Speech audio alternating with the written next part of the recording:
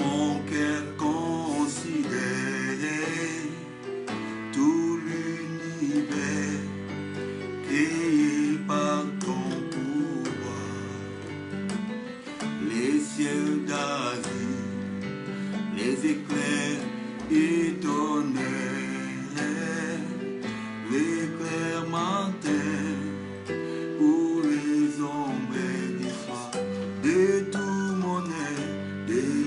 mon être, alors se lève et chante. Oh Dieu tout-puissant, que tu es grand. De tout mon être, alors se lève et chante. Oh Dieu tout-puissant, que tu es grand. De tout mon être, alors se lève et chante. Oh Dieu tout-puissant, que tu es grand. Alléluia. De tout mon être, alors se lève et chante. Dieu tout-puissant, que tu es le seul vrai Dieu adorable. Avant toi, il n'y a pas eu un Dieu. Hors de toi, il n'y en aura pas un autre. Si nous sommes encore vivants ce matin, non parce qu'on l'a mérité, mais c'est ta grâce. S'il y a une phrase que nous pouvons dire, Seigneur Jésus-Christ, ce matin, c'est ta grâce. Tout ce que nous sommes, tout ce que nous avons et tout ce que nous pouvons avoir, c'est ta grâce. Merci pour cette grâce manifestée à la croix de Golgotha. Merci pour ce temps que tu nous accordes. Nous nous remettons sous ta grâce. Nous voulons que ta faveur, que Isaac a déposée sur Jacob, tout en disant, la rosée du ciel et la graisse de la terre t'accompagnent. Nous voulons que cela soit notre partage. Partage de tous les saints éparpillés dans le monde. Partage de tous les bien-aimés qui traversent des moments difficiles sur des lits d'hôpitaux, dans des prisons injustes, dans des voyages difficiles, dans des temps de confinement, dans l'abandon. Seigneur, que ta grâce se repose dans tout et chacun de nous. Nous voulons que le direct de ce matin apporte un plus dans notre foi. Nous repoussons tout ce qui ne te confesse pas et nous voulons que tu nous viennes en aide.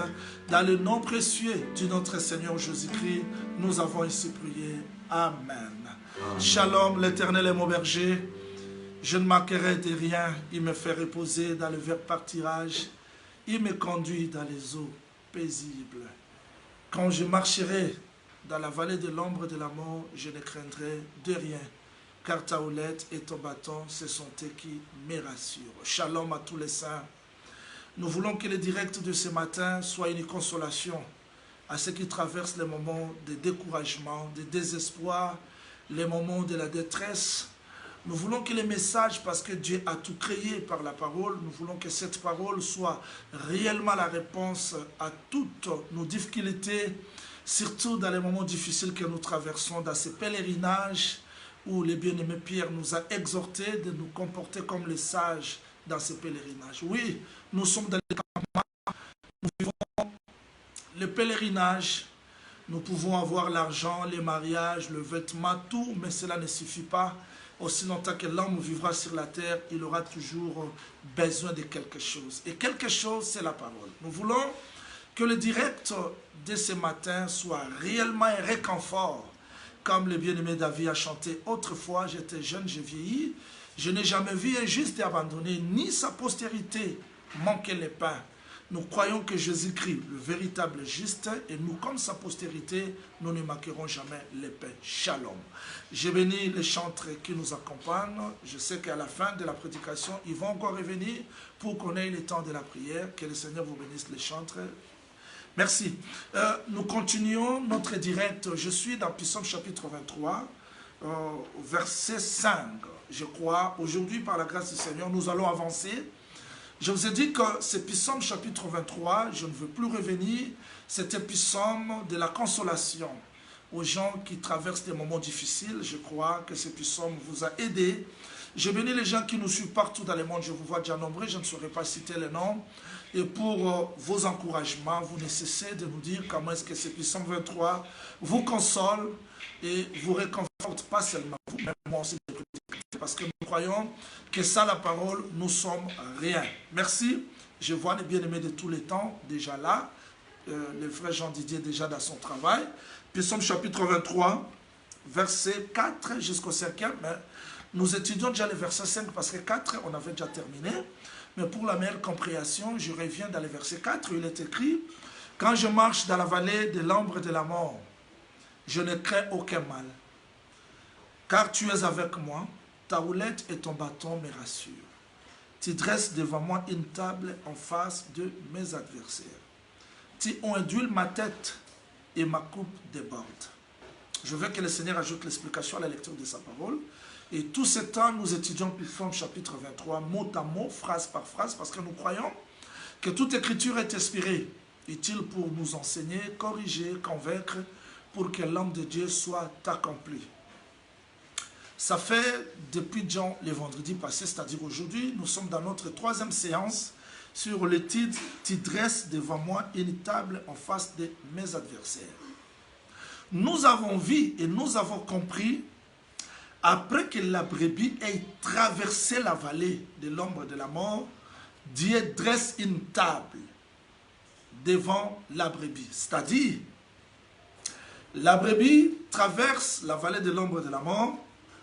De l'autre côté, il y a une table que je vais donner le pourquoi aujourd'hui. Cette table, c'est la nourriture. C'est-à-dire, la brebis doit manger la nourriture de l'autre côté de la vallée. J'ai déjà expliqué ça, je ne veux plus revenir. Mais cette nourriture, c'est en face des adversaires. On s'est posé trop de questions. Pourquoi Dieu, comme le pasteur, comme le berger, David la brebis, c'est vrai, il a fait traverser David comme la brebis dans la vallée de l'ombre de la mort. La houlette et les bâtons étaient là pour assurer la marche de David comme la brebis. Mais comment après la vallée, il y a la table, nous disons merci Seigneur, il donne la nourriture. Nous avons compris que la vallée de l'ombre de la mort, c'était une bonne chose parce que le pasteur savait qu'il y a la nourriture de l'autre côté.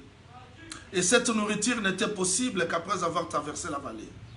Mais curieusement, quand David, comme la brebis, arrive de l'autre côté, il voit la nourriture sur une table, mais en face des adversaires. Pourquoi Dieu permet les adversaires de l'autre côté de la vallée, alors que dans la vallée, il y avait l'adversité. De l'autre côté, avant d'entrer dans la vallée, il y avait aussi les dangers. Et le berger nous a conduits de l'autre côté de la vallée, c'est-à-dire après la mort. Parce que quand la brebis sort de la vallée, c'est-à-dire la résurrection, pourquoi Dieu dresse la table, mais en face des adversaires? Si vous comprenez cet enseignement, cette notion finira les cris dans la vie chrétienne. On ne va plus marcher dans des lamentations, dans des cris, parce qu'on comprendra comment est-ce que Dieu, le pasteur, nous dirige. Je dois préciser que celui qui dirige les pas de la brebis dans Psaume chapitre 23, c'est le pasteur. Et je l'ai toujours dit, répété dès le début de Psaume chapitre 23, que le Psaume chapitre 23 n'aura son sens dans nos vies que quand nous allons nous considérer comme des brebis et Dieu comme pasteur. Si par cela, nous aurons le pourquoi, la connaissance de tous ces mouvements, mais nous allons continuer à suivre la direction de nos vies et à la fin, nous allons échouer et nous ne saurons pas marcher, vivre. Mais quand il traverse, la brebis traverse la vallée, à la table, nous voyons la table, mais en face des adversaires. L'adversité vient encore faire quoi? Je veux que le Seigneur vous donne le cœur pour supporter ces messages et surtout l'intelligence pour comprendre la marche de la vie chrétienne, parce que beaucoup de gens vivent la vie chrétienne sans comprendre les réalités de la vie chrétienne. Nous échouons, ça c'est le refrain de mes enseignements, de mes prédications. Nous échouons beaucoup, c'est parce que nous ne comprenons pas la réalité de la vie chrétienne. Écoutez-moi, la vie chrétienne n'est pas définie selon nos sentiments, nos émotions, mais c'est Dieu comme le pasteur qui définit chaque courbille. chaque mouvement, chaque vallée, chaque marche. Et nous, comme les brebis, nous devons être derrière pour supporter le chemin, quels que soient les courbis, la largeur, la longueur, les hauts et les bas que les bergers nous amènent.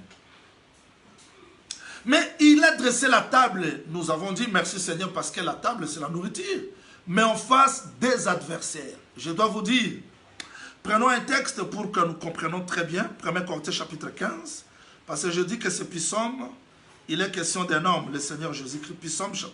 Nous sommes dans 1 Corinthiens chapitre 15. Je vais lire un verset qui va nous aider à comprendre la marche. Le texte dit ceci.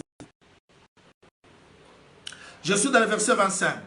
1 Corinthiens chapitre 15, verset 25 jusqu'au 28e verset. J'aimerais que vous soyez patients parce que je vais faire une pédagogie dans le psaume chapitre 23 pour comprendre la pensée que Dieu a cachée. Parce que c'est ce qui amène les gens à abandonner la foi parce qu'ils ne supportent pas la table en face des adversaires. Mais c'est le chemin voulu par Dieu.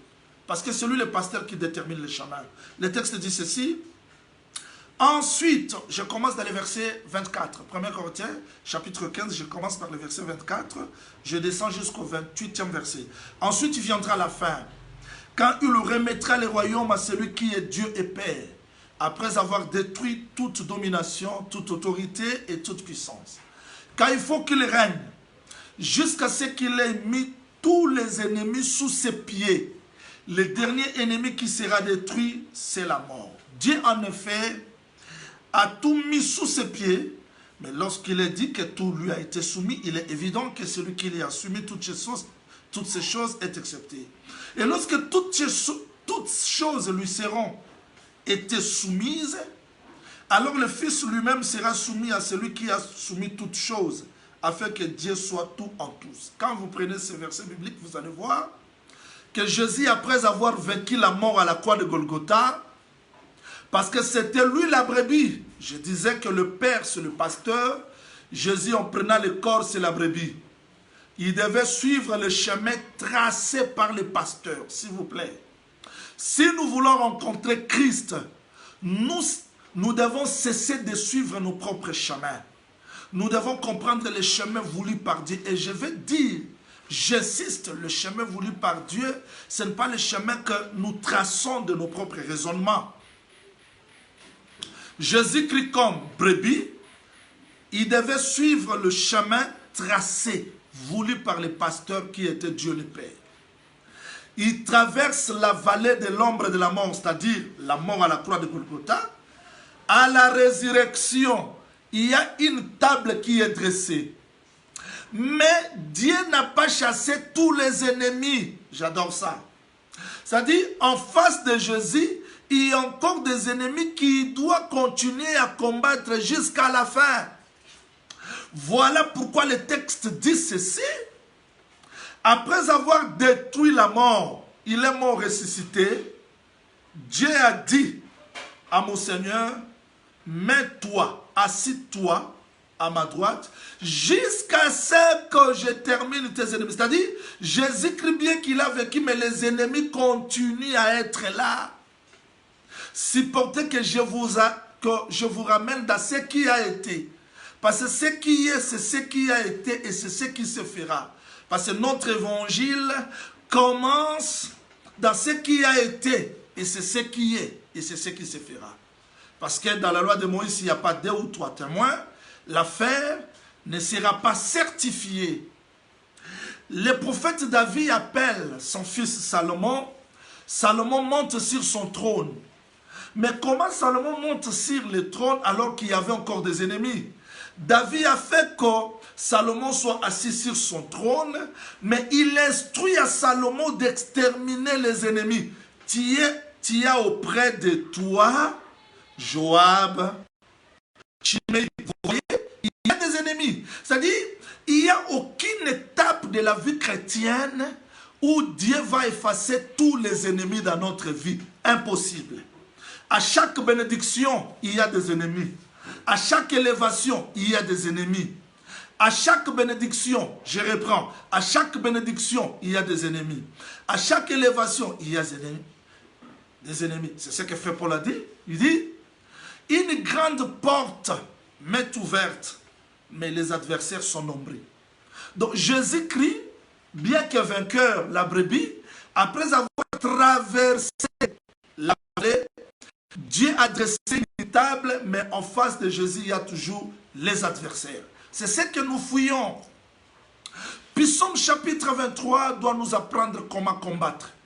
Comment vivre dans la vie chrétienne, parce qu'on se pose trop de questions. J'ai reçu le Seigneur, mais pourquoi ces problèmes ne se terminent pas? Pourquoi des ennemis? Mais oui, à chaque étape de la vie chrétienne, bien que la table est dressée, mais il y a toujours des ennemis. Le prophète David dit que tu dresses devant moi une table, mais en face de mes adversaires. C'est pour ça que je vous explique que Dieu a pris Israël comme une brebis, un troupeau de l'Égypte. Il les fait entrer dans la vallée de l'ombre de la mort depuis la mer Rouge. Israël traverse le désert parce que c'était ça la souffrance, la vallée. À la sortie du Jourdain, je suis dans Josué chapitre 5. Si vous commencez dans le verset 8 jusqu'au 14e verset, Israël traverse la vallée de l'ombre de la mort, c'est-à-dire le désert. Arrivé dans Canaan, Dieu, comme le pasteur, a dressé une table devant Israël. Souvenez-vous de la promesse d'Exode chapitre 3, verset 8, 11, de la promesse de Genèse chapitre 15. Qu'est-ce que Dieu avait dit? Il dit, j'ai entendu, je vis, je suis descendu, je sors mon peuple, mon troupeau, pour l'amener dans un pays où coule le lait et le miel. Vous voyez? C'est-à-dire, Dieu était pasteur et Israël était la brebis, que Dieu a mené jusqu'à traverser la vallée de l'ombre de la mort. Mais de l'autre côté, il y avait une table qui était dressée. Le verset que j'ai donné de Josué, chapitre 5, ça nous dit clairement que quand Israël traverse le Jourdain, il arrive dans Gilgal. Dans Gilgal, la manne cessa et Dieu a donné à la maison d'Israël le vieux bleu du pays. Mais cette table dressée, c'était en face de qui? C'était en face des ennemis. Vérifiez ensemble avec moi, Juge chapitre 3. Vérifions Juge chapitre 3. Vous allez comprendre la façon, la manière d'agir de Dieu. Juge chapitre 3. Juge chapitre 3. Commençons la lecture à partir du premier verset pour la meilleure compréhension. Voici les nations que l'Éternel laissa pour éprouver par elles Israël, tous ceux qui n'avaient pas connu toutes les guerres de Canaan. Il voulait seulement que la génération des enfants d'Israël connaissent et apprissent la guerre, ceux qui ne l'avaient pas connue auparavant. C'est-à-dire qu'Israël dans Canaan, oui, une nouvelle table est dressée, oui, il y a le lait et le miel, oui, mais en face d'Israël, c'était des ennemis. Et c'est Dieu qui a permis que ces ennemis soient là. Le texte dit, ces nations-là, c'était 5 princes de Philistins, les Cananéens, les Sidoniens, les Éviens qui habitaient la montagne du Liban, depuis la montagne d'Abal, Hermon jusqu'à... C'est-à-dire que ces nations-là servirent à mettre en Israël à l'épreuve, afin que l'Éternel, s'il obéirait au commandement qu'il avait prescrit à leur père par Moïse. Et les enfants d'Israël habitèrent au milieu des Cananéens, des Étiens, des Amoréens, des Phérésiens, des Éviens, des Jébusiens. Je veux que Dieu accorde l'intelligence pour que nous saisissions cette pensée. Dieu a permis qu'Israël ait la table, bien sûr, mais en face des ennemis. Dieu a laissé les nations là, les ennemis. Vous n'allez pas fuir la table parce qu'en fouillant la table, en fouillant les ennemis, vous vous éloignez de la table du Seigneur. La table, mais les ennemis sont tout autour.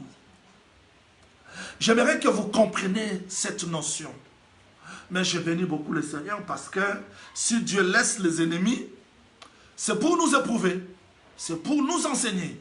La fois passée, je parlais des ennemis, mais aujourd'hui, je vais les identifier. Parce que si vous ne comprenez pas vos ennemis, vous ne saurez pas combattre dans la vie chrétienne. C'est-à-dire là, nous entrons déjà dans les combats. C'est-à-dire que Dieu laisse la table. Je vais donner aujourd'hui pourquoi la table est là en face de ses ennemis. Il y a un pourquoi. Les ennemis sont là, mais Dieu aussi a placé la table. À la manière des hommes, je pouvais dire que il fallait que Dieu chasse tout d'abord les ennemis et qu'il nous donne la table. Non, non. Il a laissé la table, il a mis la nourriture pour moi, sa brebis, mais en face des ennemis. C'est-à-dire, je veux voir ses ennemis en face de moi, bien que la nourriture est là. Donc, fuir les ennemis, c'est abandonner la nourriture que Dieu nous a donnée. Raison pour laquelle moi je crois que la vie chrétienne, c'est ça la marche de Psaume chapitre 23. Et nous devons apprendre comment combattre dans la vie chrétienne parce qu'en face de nous, il y a des ennemis. Et qui a dressé la table? C'est le pasteur. Mais le pasteur connaît que moi je suis la brebis, je suis faible. Mais il dresse la table en face des ennemis. J'ai commencé à montrer comment est-ce que David a mis la table devant Salomon, mais en face des ennemis. Joab, Shimei, d'autres ennemis que David n'avait pas énumérés, mais que Salomon lui-même a reconnus dans la marche, comme les Ben-Hadad. C'est-à-dire que Dieu ne peut pas nous laisser comme ça. Retenez, aucune bénédiction n'est épargnée des combats. Aucune élévation n'est épargnée des combats. C'est-à-dire, tant que l'homme vivra sur la terre, si Dieu te bénit, tu as trouvé grâce aux yeux du Seigneur, non aux yeux du diable. Et nous devons apprendre comment manger sur la table en face des ennemis. C'est ce que nous abandonnons souvent. Et aujourd'hui, je suis venu énumérer ces ennemis. Comment Dieu nous a sauvés? Nous sommes sa brebis, nous sommes fragiles, faibles. Il nous a donné sa parole et l'enseignement, mais en face de nous, il y a des ennemis. Il est un bon prédicateur, mais incapable de vaincre l'impudicité, incapable de vaincre la cupidité, incapable de vaincre les mensonges. C'est-à-dire, tu peux être un prédicateur, tu peux être un bon enseignant, celui qui prêche très bien, mais cela ne suffit pas. Il faut que l'homme apprenne comment exercer le ministère en face des ennemis, comment prêcher en face des ennemis, comment vivre la bénédiction de Dieu en face des ennemis. Et c'est ce qui est très important. C'est ce qui est très important. Nous échouons beaucoup. Les gens ont vu que les ministères, oui, nous avons les ministères, nous avons le pourquoi de chaque chose. Mais on n'a pas compris que quand Dieu élève, quand Dieu nous donne la nourriture, c'est en face des ennemis. Il faudrait que les ennemis soient là-bas pour nous éprouver. Retenez ceci. Je vais énumérer sortes des ennemis. 1.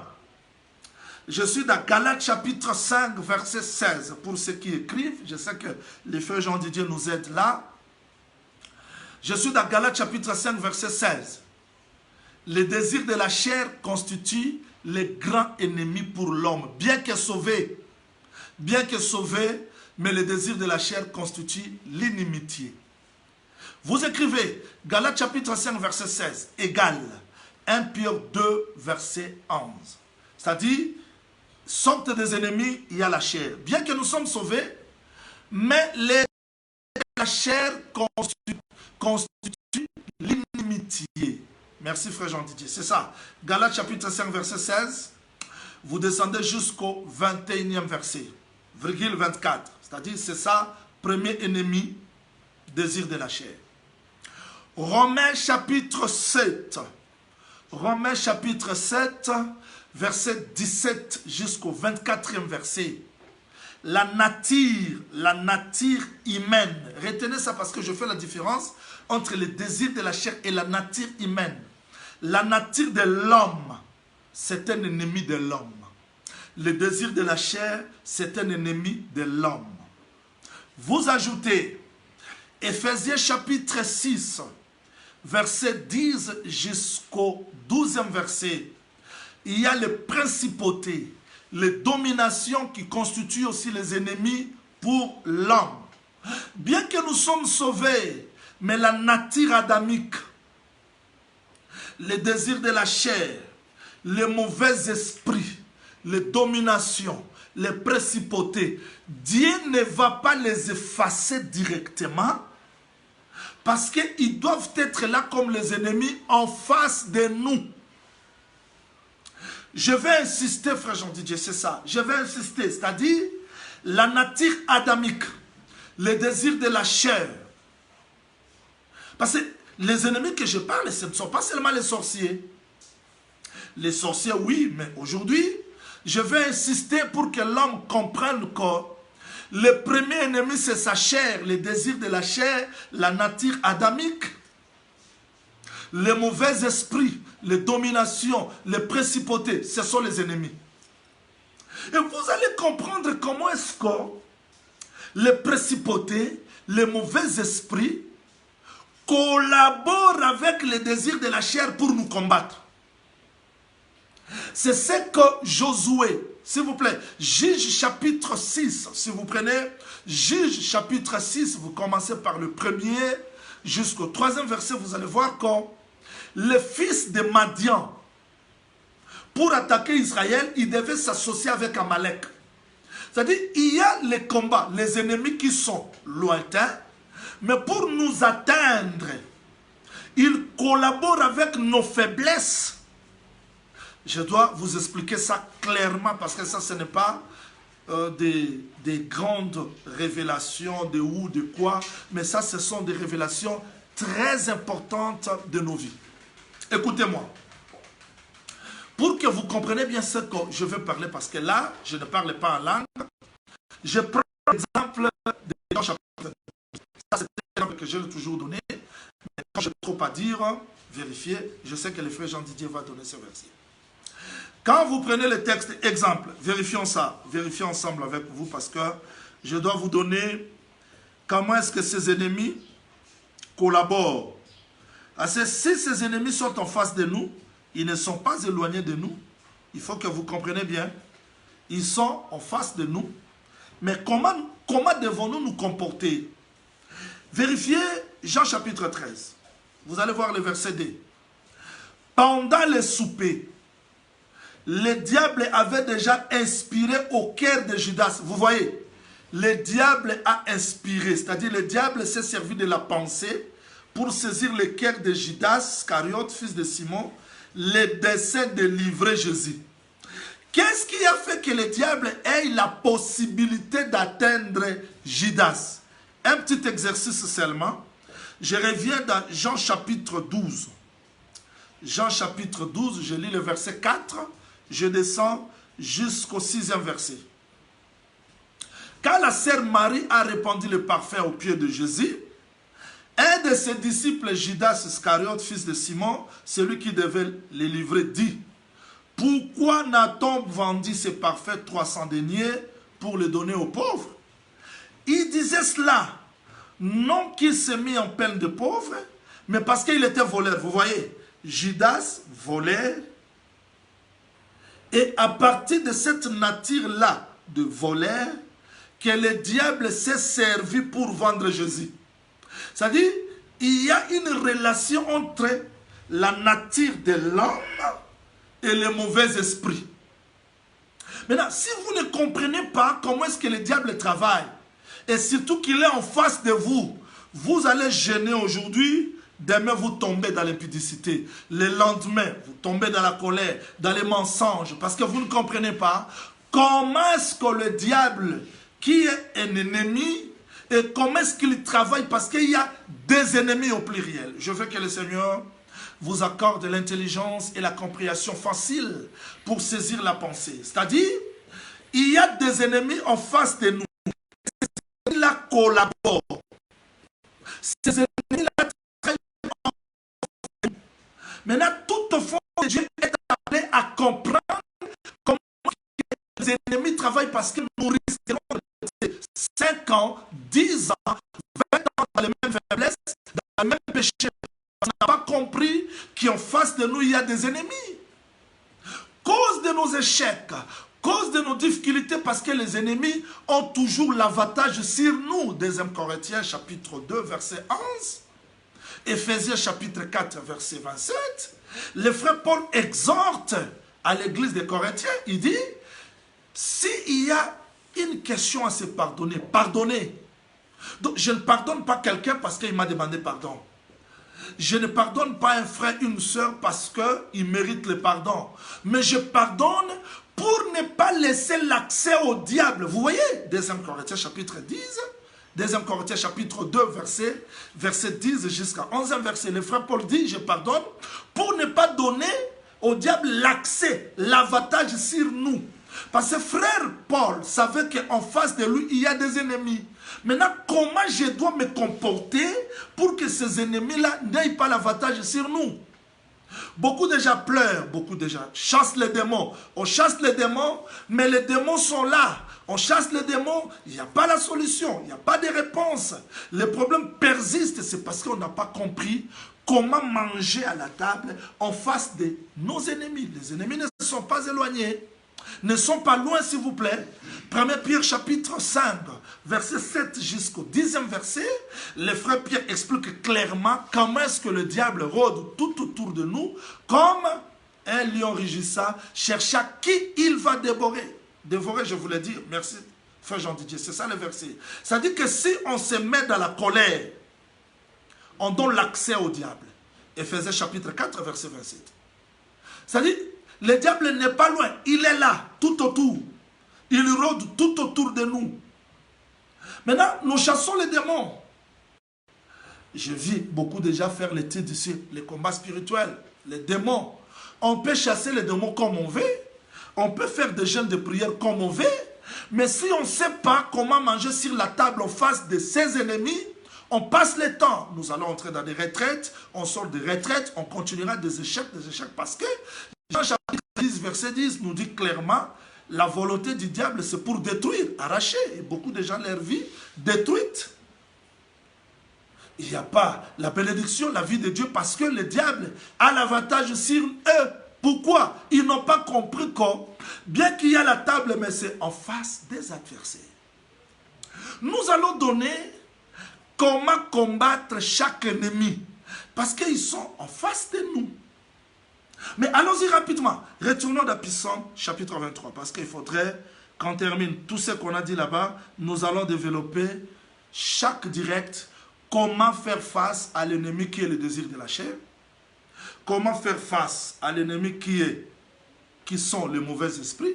Comment faire face aux autres ennemis. Parce qu'il y a l'envoûtement, il y a des faiblesses. Il y a la nature adamique que nous portons, c'est un ennemi. Je vous ai toujours dit que Jacob est béni, mais Ésaü était venu avant lui.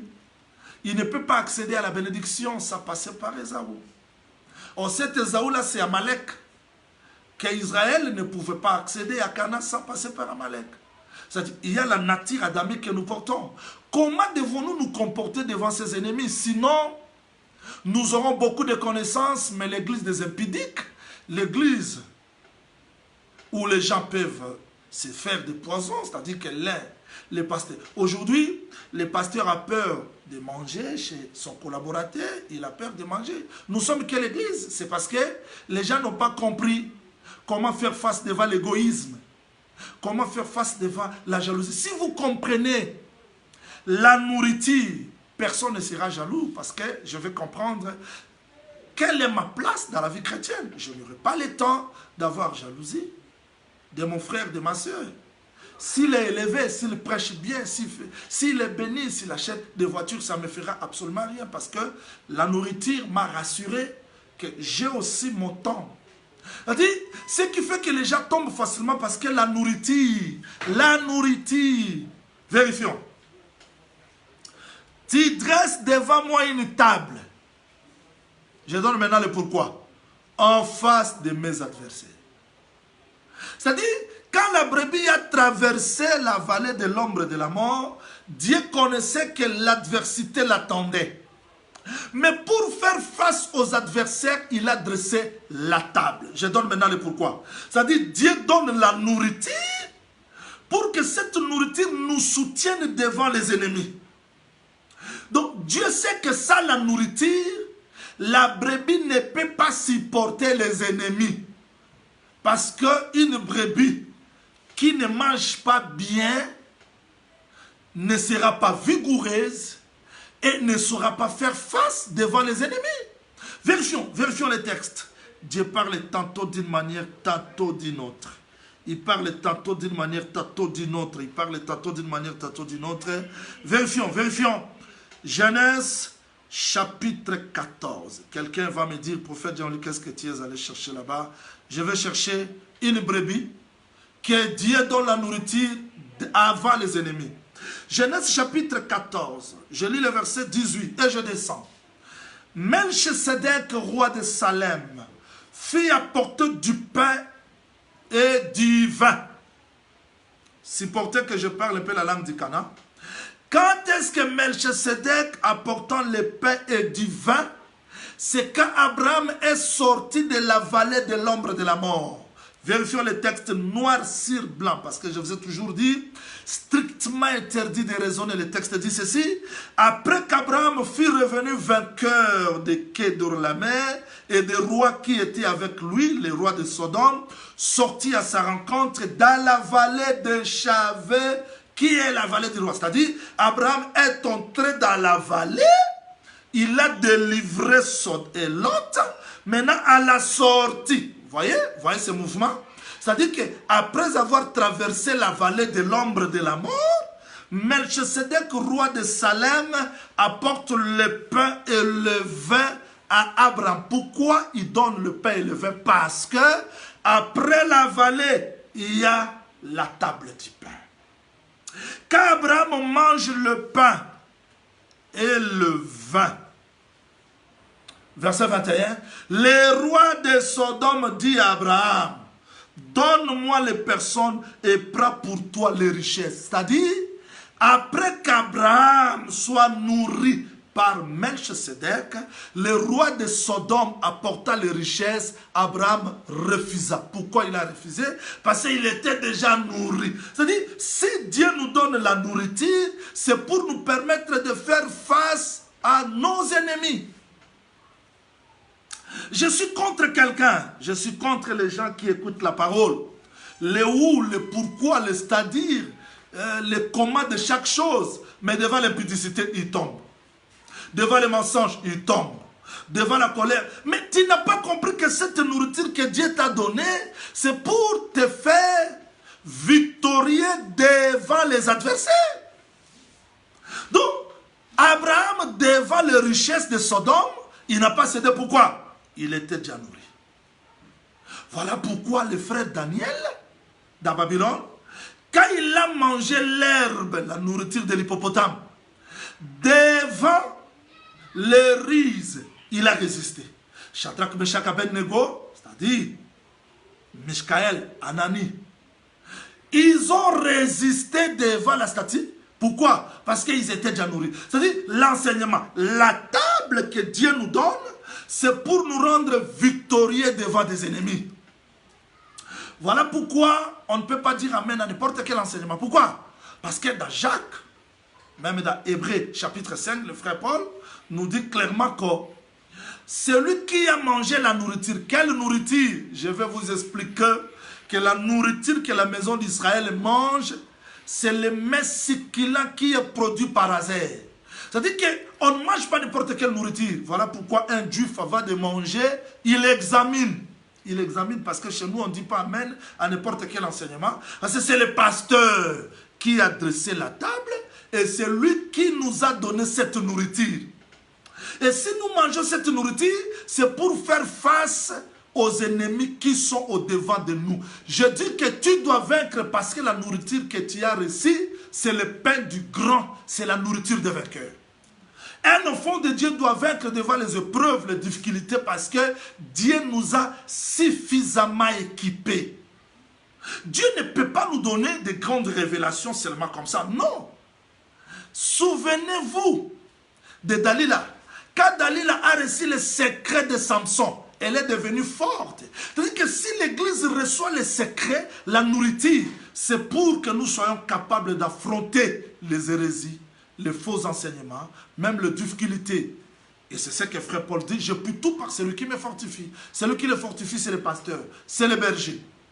C'est-à-dire que Dieu dresse la table, il nous donne la nourriture pour que nous soyons capables de vaincre l'impudicité, de vaincre... Donc l'église qui est enseignée est capable de vaincre tout. Mais pourquoi le peuple louait l'église de commencement? C'est ça le verset, frère Jean-Didier, que le Seigneur te bénisse. Pourquoi le peuple louait l'église de commencement? Parce que la nourriture qu'il avait reçue, que cette église mangeait, a fait que cette église soit unie, forte. Et l'église persévère, c'est-à-dire devant les épreuves, les difficultés. On a décapité Jacques, l'église croissait. On a lapidé Étienne, les gens qui fouillaient annonçaient l'évangile. Parce que la nourriture, donc si Dieu dresse la table au devant de nous, c'est pour que nous soyons capables de vaincre. Je veux que cette nourriture vous donne la force de vaincre quoi que ce soit. Et nous sommes prêts d'affronter n'importe quelle épreuve. Je veux voir des sœurs et frères célibataires, loin de la masturbation, loin de la pornographie, loin de l'impudicité, parce que la nourriture est capable de les garder. C'est ça la nature des enfants de Dieu. Ce ne sont pas des gens qui persévèrent. J'ai fait 20 ans dans l'église, mais dans l'impudicité. 20 ans dans l'église, dans des masturbations. Non, il faut que la nourriture nous donne la possibilité de vaincre les désirs de la chair, la nature adamique, et nous serons vainqueurs devant n'importe quel ennemi, parce que la nourriture est capable de nous faire victorieux. Oui, tu dois vaincre. Tu dois vaincre. Pourquoi? Tu dois vaincre parce que je dois vous donner la bonne nouvelle. La bonne nouvelle est que quand Abraham amena Isaac, je suis dans Genèse chapitre 22, quand Abraham amena Isaac sur le mont Morija, il prend le couteau pour égorger Isaac. La voix a dit, Abraham ne tue pas. Je reconnais que tu es grand Dieu. Et les portes de l'ennemi. Là, c'est une promesse très importante. Ta postérité possédera les portes de ses ennemis. C'est-à-dire que ce qui est sorti d'Abraham, quels que soient les ennemis, mais cette postérité possédera les portes de ses ennemis. C'est-à-dire c'est une victoire, c'est une promesse. Je veux un frère, une soeur qui me suit ce matin, qui ne cesse de croire au mensonge du diable. Le diable te fait croire que tu peux être quand célibataire, ça tomber dans le vie. Le diable te fait croire que tu veux toujours pécher. Il te ramène dans ton passé. Dis aujourd'hui, il y a une promesse de vainqueur. Vainqueur devant les ennemis. Écoutez-moi très bien. Quand Dieu dit à Abraham que ta postérité possédera les portes de ses ennemis, on ne comprenait pas jusque-là. On ne comprenait pas. Mais le texte dit, j'aime le prophète Moïse, je l'appelle prophète de tout mon cœur, parce que comment il pouvait dire, après ces choses, j'aime cet évangile parce que ça explique même des parenthèses. Moïse dit, après ces choses, après quoi? Après qu'Isaac soit donné à la montagne, on est venu annoncer à Abraham la naissance de Rebecca. Vous voyez, c'est-à-dire que Rebecca n'est pas née avant la montagne, mais c'est après. C'est-à-dire après la croix, c'est alors que l'église est manifestée comme Rebecca. Maintenant, Abraham envoie son serviteur pour aller chercher Rebecca. J'aime la précision des Écritures, j'aime ça. Et pendant que Rebecca sortait de la maison de ses frères ont répété les paroles que Dieu avait prononcées sur la montagne de Morija. Je suis dans Genèse chapitre 24, verset 60. Ils ont dit, notre sœur, puisse-t-il devenir milliards de myriades et que ta postérité possède les portes de ses ennemis. Comment les frères de Rebecca ont répété aujourd'hui, qui ne doivent que répéter l'évangile qui a été manifesté à la Golgotha. Et je dis ce matin, parce que tu es la femme du Seigneur, tu dois posséder les portes des ennemis. Quels que soient les ennemis au devant de nous, mais nous avons la promesse. Vous savez pourquoi nous allons vaincre? Un roi appelle son armée. Il dit, je ne sais pas. À chaque fois que nous nous arrangeons pour combattre Israël, il est toujours là. Qui d'entre nous révèle le secret? Qui? Il fallait que je sois là-bas pour expliquer au roi. Heureusement, l'un des soldats a dit, roi, ce n'est pas nous. En Israël, il y a un prophète. À chaque fois que nous nous préparons, nous nous arrangeons de faire tel mouvement, le prophète se révèle. Je vais vous dire, j'invite déjà les chantres parce que nous voulons prier. Je vais dire à celui qui m'a suivi aujourd'hui, tu dois vaincre parce que tu as un prophète. Le prophète qui est capable de voir les cas adverses et nous révéler. Vous connaissez ce prophète? C'est le Seigneur Jésus-Christ. Il est capable de nous révéler tous les plans que le diable prépare. J'ai dit, les sorciers, tu ne peux pas empêcher les sorciers de faire des réunions pour ta vie. Ils le feront. Ils feront des réunions, des réunions, des réunions. Les démons peuvent s'assembler. Mais la bonne nouvelle est que nous avons un prophète qui est capable de voir tous ces secrets et nous les révéler. Et ce prophète nous les révèle à travers l'évangile. Je veux que le message de ce matin, parce que c'est le grand prophète qui nous a parlé, le prophète là, c'est pas le prophète Jean-Willis, c'est le Seigneur Jésus-Christ. Nous voulons que ce prophète-là vous accorde la force de comprendre les secrets de l'ennemi et que vous soyez victorieux. Parole au chantre, nous entrons dans la présence du Seigneur pour remercier le Seigneur de tout ce qu'il a fait et tout ce qu'il continuera à faire dans nos vies. Allons-y.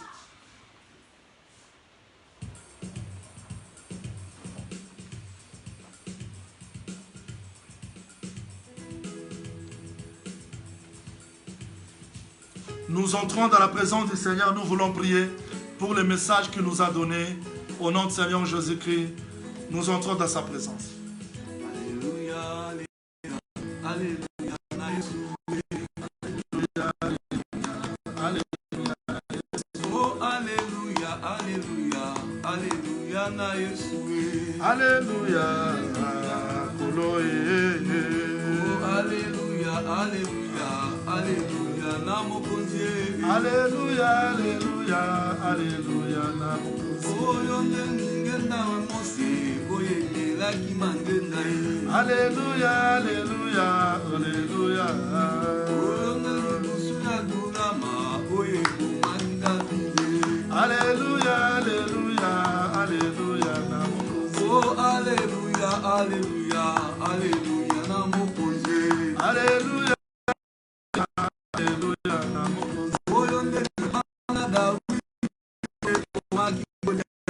Alléluia,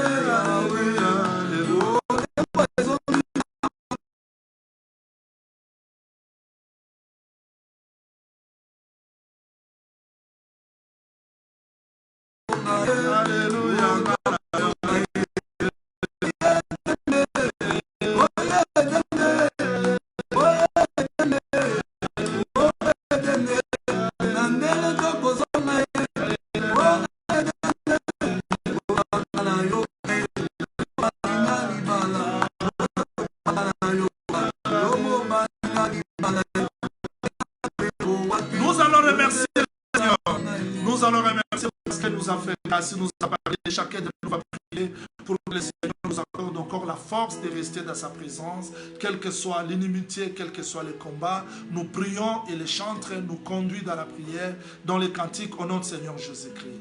Seigneur Jésus.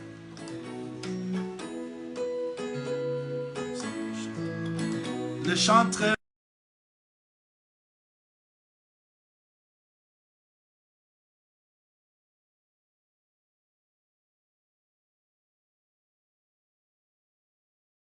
mose tokoyemba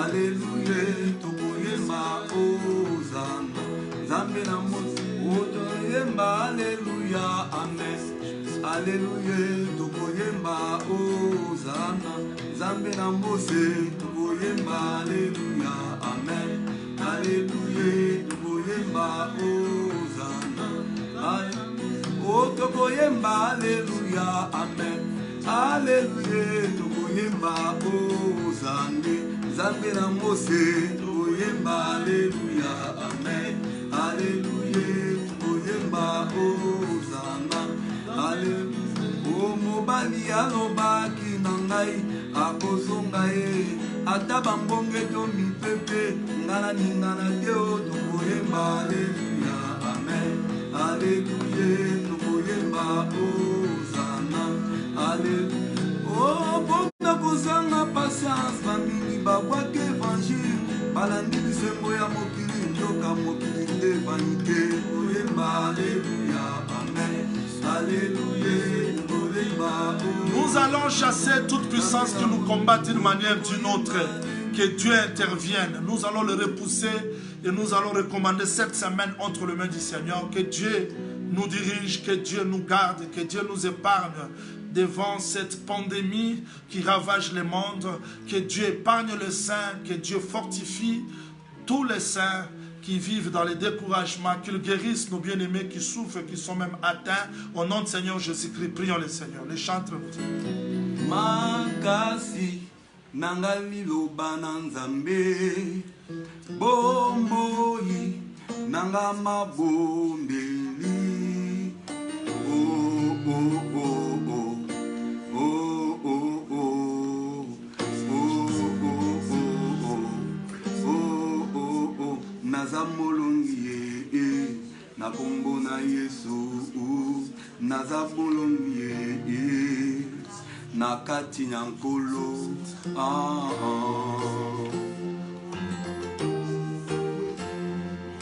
makasi nanga liloba na Nzambe bomboyi nanga mabombeli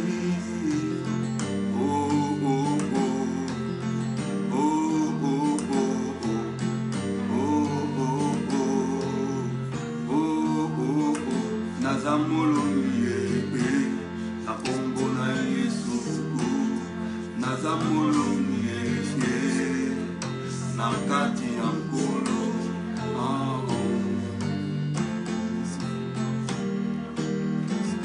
tango nalelaka na yo Yesu ye tango nabelelaka yo papa ye papa yoyo kakanga banguna bakima papa yo yanolaka nga milimo ekweya naza molongi ye na kombo na Yesu naza molongi ye na kati ya nkolo Oui, merci Seigneur, merci, merci. Nous sommes à la fin de notre direct d'aujourd'hui et c'est un moment d'intercession. Comprenez-nous, ici on travaille avec les mégas, on achète ça chaque jour et il n'y a pas moyen de continuer, sinon ça va couper. Que le Seigneur bénisse tous les frères et sœurs qui nous ont suivis. Je vous ai vu nombreux, les frères Peter en France, ma fille Jenny des États-Unis d'Amérique, vous êtes nombreux, je ne saurais pas citer les noms, maman Christine de la Belgique, vous êtes nombreux, que le Seigneur bénisse même les saints de Cape Town qui me suivent, je ne saurais citer les noms, que Dieu bénisse notre assemblée de Binanga, là où je passe l'émission, que Dieu console notre église de Binanga et tous les saints de Kinshasa, parce que nous avons perdu un de nos prédicateurs, le frère Mérite, qui nous a précédés à l'éternité. La douleur est encore là, mais nous croyons à travers de tels messages, nous n'allons pas craindre l'ennemi qui est la mort. L'ennemi qui est la mort, nous allons la vaincre et un jour nous allons chanter « Ô mort, où est ta victoire, où est ton aiguillon ?» Je veux que cette semaine soit une semaine de la bénédiction, de l'élévation, de la grâce, de la faveur. Là où vous avez échoué, que cette parole vous accorde la force, que cette parole vous accorde la victoire en tout et pour tout. Notre rendez-vous Si le Seigneur nous accorde la force, ça sera le vendredi, samedi, dimanche. Là, nous allons continuer Psaume chapitre 23. On se sépare avec ces cantiques des chantres. Les chantres, vous avez la parole et on va se séparer. On chante. Alléluia. L'agneau de Dieu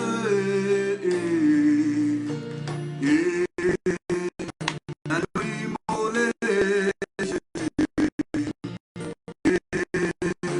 nous t'adorons, Seigneur, dans nos cœurs.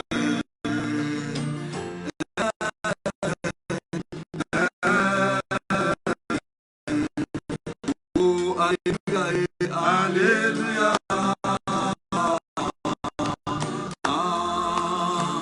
L'agneau de Dieu,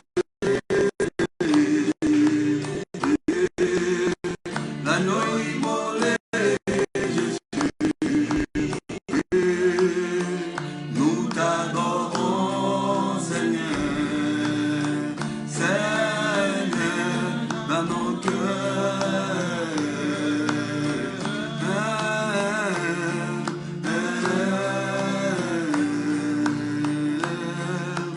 Yohane akolakisa Yesu mwana na mpate na Nzambe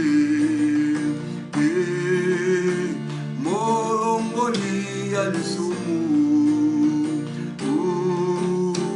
toyembeli yo molongi na mite. Merci, merci. C'est pour le vendredi, samedi, dimanche. Que le Seigneur vous bénisse. Merci.